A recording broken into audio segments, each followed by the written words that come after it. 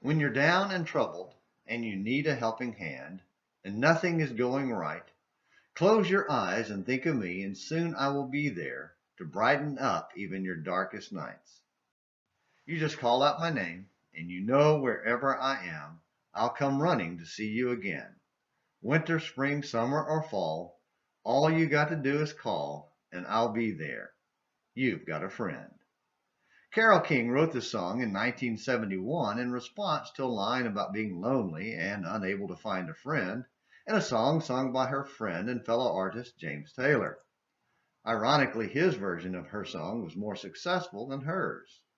Regardless, it's a beautiful song about genuine love for another person.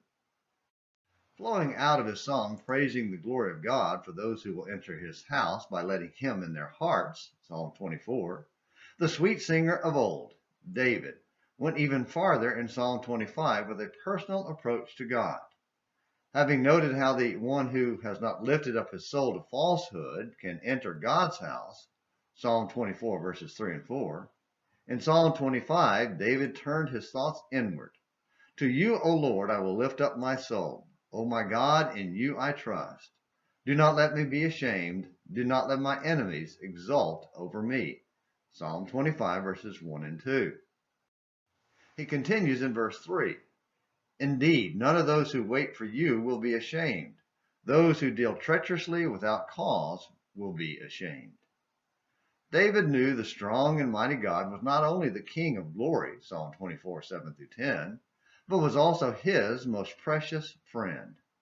David knew what it was like to feel down and troubled and need a helping hand.